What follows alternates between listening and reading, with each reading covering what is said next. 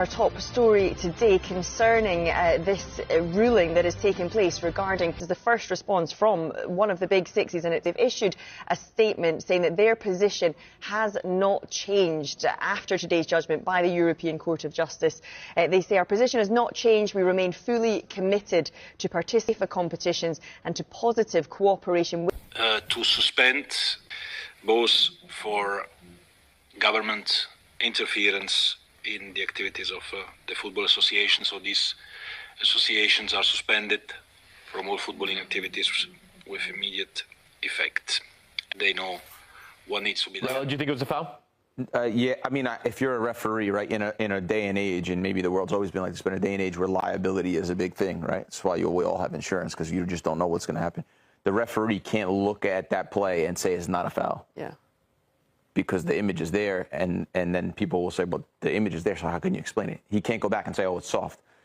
So he doesn't want to be liable for that moment. So the image is there.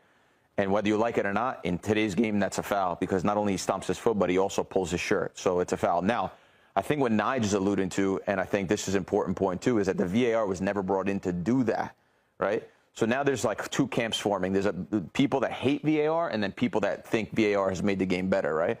I think VAR is a very useful tool. I just think that the way they write the rules and the way they're using it currently is not consistent across the board, and that's causing a lot of the discrepancies and a lot of the problems that we're having. They don't know when and how to use it. It's getting used sometimes, not getting used other times. And like I mentioned to you earlier, to everyone, the chip in the ball, is there a chip in the ball? Now, I mean, we cover football for a living. I don't know. Is there a chip in the ball? Like, yes, there's a chip in the ball. But only when they want the chip in the ball. And then when it rains, does the chip work? So I think the technology is ahead of what we're able to, how we're able to apply it to the game, if that makes any sense. So I think the technology is ultimately good. I think that the way we're using it maybe can be improved. If you're given that as a foul, you're actually going 110 yards back and saying, sorry, that was a foul. We're going to disallow one of the best goals of the tournament. I think, and I can say what I want on here, I think it's utter and complete bollocks. Yeah, it was a foul though. No, Micah, the referee didn't give it. It was never ever enough to say sorry. That is a clear and obvious foul. I agree with clear and obvious, but we've seen those given in the World Cup, haven't we? But we've seen them not given, so therefore it's not a clear and obvious foul. Once it went to VAR, it was obviously going to give it. Of course it was, but it's never.